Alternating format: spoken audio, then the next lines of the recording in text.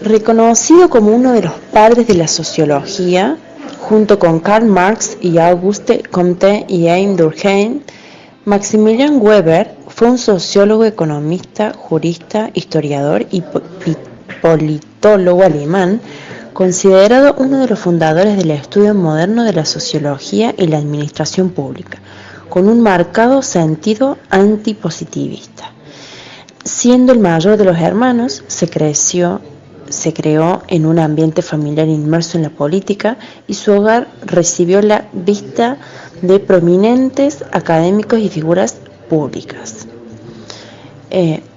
Además, recibió preparación en Derecho y Economía, se distinguió por sus estudios sociológicos, con un esfuerzo por identificar las interrelaciones de todas las órdenes institucionales que constituyen una estructura social. Según él, Max Weber, la burocracia es la forma más eficiente de organización y esta cuenta con una línea bien definida de autoridad. Los principales aportes de la teoría de la burocracia de Weber fueron: él decía que el poder es la autoridad formal de tipo burocrática, ¿sí?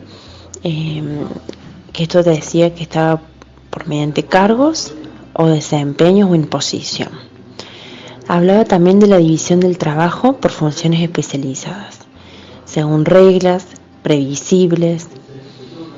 Esto también significó una dominación por estructura, en donde la organización debía responder esa condición de la persona. La estructura de una organización es una dinámica de estructuración o formalizaciones, es una forma o instrumento de poder político, donde las normas y los reglamentos son creados e invocados como expresión de juego de poderes. También decía que poder usar las normas en provecho propio es una importante fuente de poder organizacional. El sistema de organización burocrática tiene como objetivos principales prever el desempeño de la organización. Esto se generaba a través de la división racional de las tareas de los trabajadores, que pudieran tener una capacidad productiva eficiente y poder optimizarla, y alcanzar una mayor eficiencia a través de estos procesos rutinarios, estandarizados, obteniendo el máximo rendimiento. Otro modelo de disciplina. El Estado burocrático puede funcionar de dos maneras: como instrumento de administración pública, donde favorece a la sociedad a través de una gestión racional y estandarizada por medio de departamentos y áreas, y como una manera de dominación política, permitiendo el control de un partido gobernante. En este caso se lo considera un Estado burocrático autoritario. El diseño de la organización será en base a la relación entre las personas mediante la dominación o por ejercicio de una autoridad. Será el vínculo por el cual una o más personas logran que otras obedezcan y queden sujetas a sus órdenes, conforme a sus principios y reglas de acción mutuamente aceptados como tales. En esta teoría se plantea la división del trabajo por funciones especializadas, ya sean por capacidades, competencias técnicas y la resolución de conflictos. La estructura de una organización se plantea como forma o instrumento de poder político. Los procesos de toma de decisiones se realizarán en base a la jerarquía. Las relaciones de autoridad en una organización se estructuran por el voto o regla, la contratación, el regateo y la negociación, el consenso. Es importante considerar las formas de la responsabilidad en sus tres dimensiones: agencia, responsabilidad y obligaciones. La burocracia privilegia el cumplimiento y la sujeción a las normas rígidas.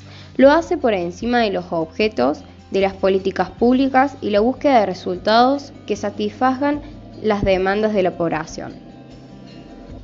Los procesos administrativos son instrumentos para la consecución de los mandatos organizacionales, de los objetivos de los planes y programas estratégicos, los macroobjetos de las políticas públicas y, en última instancia, de la satisfacción de la ciudadanía. Los procesos y sistemas administrativos y normativos deben estar documentados y ser transparentes. Ello hace a la garantía del ciudadano a evitar potenciales nichos de corrupción. A continuación, se abordarán temas tales como la eficiencia y la eficacia. Con el primer término se hace alusión a la buena utilización de recursos para cumplir un objetivo. Este término hace hincapié en el cómo, en los medios que se utilizan, y con el segundo término se hace alusión al cumplimiento de objetivos, es decir, se hace énfasis en el fin y no en los medios. Retomando, si se hace referencia a la eficacia, el modelo tradicional es eficaz para tratar situaciones repetitivas y programables, perfectamente previstas y normadas, pero no se adapta a contextos cambiantes. El verticalismo, la jerarquía autoritaria, el burocratismo, el hipernormativismo son algunos de los roles disfuncionales de este modelo en el mundo contemporáneo. Cabe aclarar que la normalización fija límites al cómo, es decir, a los procedimientos, y no pauta hacia dónde se quiere llegar. Las metas trascendentes no están explicitadas y no existe evaluación y control sobre ellas. Por tanto, se deberá transformar la concepción de gestión por normas, ya que privilegia el ritualismo, la burocracia, fomenta la falta de responsabilidad individual, castiga la capacidad de emprendimiento, el servicio a la comunidad, la participación y pretende el control unívoco e indiferenciado del sector público. Por otro lado, si se hace alusión al término eficiencia, dicho modelo es la forma más eficiente de organización.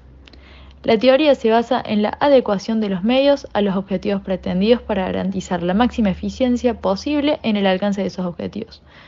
La burocracia privilegia el cumplimiento y la sujeción a normas rígidas, y lo hace por encima de los objetivos de las políticas públicas y la búsqueda de resultados que satisfagan las demandas de la población. En lo que respecta a la evaluación de políticas, se puede afirmar que dicha teoría no posee forma de evaluar la gestión y la asignación de recursos a objetivos de política o demandas de la ciudadanía. En este sentido, la administración pública debería ser la organización encargada de canalizar las demandas sociales y ejecutar las políticas públicas. En general, cumple de manera deficiente esta función al no asumir el rol que en este contexto la sociedad demanda.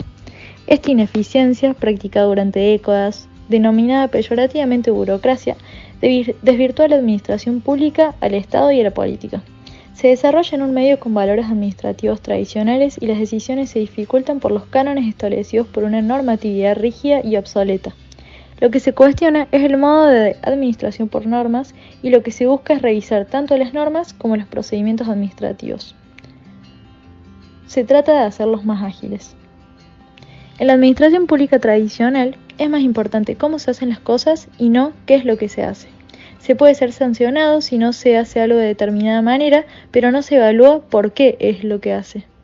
Esta es la dicotomía entre la administración por normas y la administración por resultados.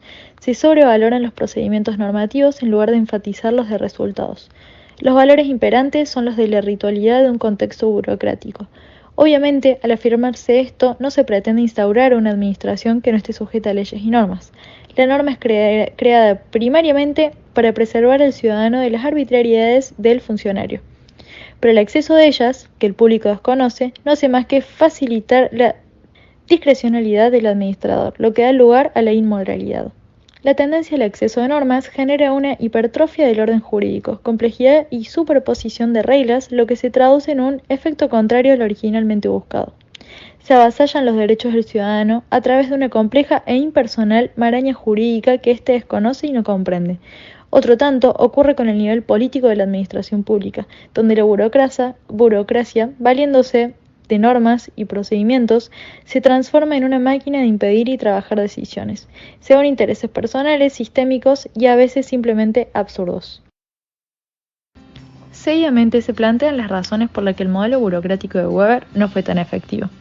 Dicho motivo no fue porque el modelo que se trataba de implantar no era el adecuado, sino porque no existían las condiciones políticas, económicas y sociales para su vigencia. De la burocracia weberiana se tomaron las apariencias formales, pero en ausencia de condicionamientos socioeconómico-políticos necesarios. Las que se desarrollaron mayormente fueron buropatologías, que en el mejor de los casos se aproximaban al sistema mixto que Weber llamó burocracias patrimoniales. A partir de los años 90, el concepto de burocracia lleva una idea peyorativa de ineficiencia, lentitud y corrupción. Las burocracias, como todo organismo social, pueden mostrar conductas desviadas o enfermizas. El término buropatología es un concepto que da cuenta de las patologías presentes en una administración. Por otro lado, la burocracia patrimonial hace referencia a una amplia esfera de arbitrariedad y la correspondiente falta de estabilidad. Dicha definición se construye en oposición a la del feudalismo. La teoría de la administración burocrática aborda el reclutamiento, la capacitación y la motivación en los empleados públicos de la siguiente manera. El reclutamiento hace énfasis en la meritocracia. Utiliza procedimientos formales para la selección y promueve la estabilidad en el empleo, lo cual atrae a candidatos de alta calidad. La capacitación se enfoca en brindar una formalización especializada. Utiliza procesos de selección formalizados y, como dijimos, esta teoría promueve la estabilidad en el empleo, lo cual significa que una vez contratados deberían disfrutar de una cierta seguridad laboral para evitar influencias políticas en la toma de decisiones. Por último, también se enfoca en familiarizar a los empleados públicos con normativas y procedimientos establecidos. Por otro lado, la motivación proporciona salarios y beneficios justos y una seguridad laboral. Esta teoría posee ciertas dificultades para la innovación, ya que tiene una rigidez estructural, hace énfasis a la conformidad y los procedimientos, y una lenta toma de decisiones, pero también tiene una promoción en la innovación, ya que hace énfasis en la competencia y el mérito, profesionalización y formación continua, y una imparcialidad y transparencia. Por otro lado, posee una capacidad de adaptación, ya que es resistente a los cambios y tiene una dependencia de reglas y regulaciones y una estabilidad en la toma de decisiones, por lo cual es necesario llegar a un equilibrio de eficiencia y flexibilidad. Esta teoría aborda la gestión de costos y presupuestos públicos a través de una serie de principios y prácticas. Estos principios incluyen la eficiencia. Para ello se utilizan métodos de gestión científicos para identificar y eliminar los desperdicios. Eficacia. Para ello se establecen metas claras y se desarrollan planes para alcanzarlas. Y uniformidad.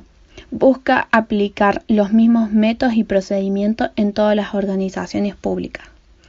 Por otro lado, las prácticas incluyen presupuestos para planificar y controlar sus gastos, controles internos que incluyen auditorías, previsiones y procedimientos de autorización, y gestión de activos, que incluyen la planificación, la adquisición, el uso y la disposición de los activos. A continuación hablaremos sobre los resultados e impacto que tuvo la teoría de la burocracia en la sociedad. Teniendo en cuenta la administración pública, la implementación de principios burocráticos como por ejemplo la jerarquía clara, la especialización de tareas, entre otras, ha servido para una gestión más eficiente y transparente, otorgándonos de dicha manera una prestación de servicios gubernamentales más eficaz y de una menor corrupción. Otro claro ejemplo es el sistema de salud, debido a que dicha teoría ayuda a mejorar tanto la calidad como la seguridad de la atención médica, por la cual, al realizar diferentes procesos o aplicar diferentes protocolos de salud, puede lograrse reducir las falencias médicas, brindando una atención mucho más uniforme y a su vez más equitativa para los pacientes.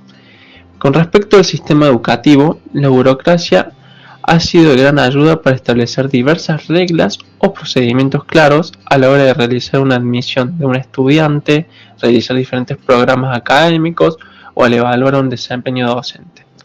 También, teniendo en cuenta el nivel empresarial, la burocracia se ha utilizado para diferentes cuestiones, las cuales son reglas y políticas bien definidas, división de trabajo clara y mayor eficiencia en la producción y distribución de bienes y servicios. Y como último, ayuda también a no discriminar porque se basa en la imparcialidad y la igualdad de trato, siendo de ayuda para prevenir la discriminación y el favoritismo en diferentes ámbitos, ya sean laborales, educativos, entre otros. La teoría burocrática se respalda en una serie de valores y principios éticos que son fundamentales para poder comprender su enfoque en la administración pública. Estos valores buscan la promoción de un gobierno recto y justo, así como la búsqueda de la armonía entre las necesidades de la sociedad y la relación de la libertad individual.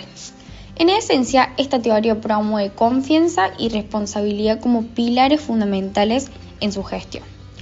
Uno de sus principios éticos centrales es el concepto de la legitimidad. Esto está estrechamente relacionado con la idea de un buen gobierno. Esto implica acciones gubernamentales que estén respaldadas por una autoridad legítima. ¿Qué quiere decir? Que debe cumplir con normas y reglas establecidas. Después tenemos la ética de convicción, que también desempeña un papel muy importante, ya que se enfoca en la visión de un buen político. Esto quiere decir que debe ser alguien comprometido con un bienestar público y la ética en su desempeño. También es importante destacar que esta teoría ha enfrentado muchas críticas significativas a lo largo de su tiempo.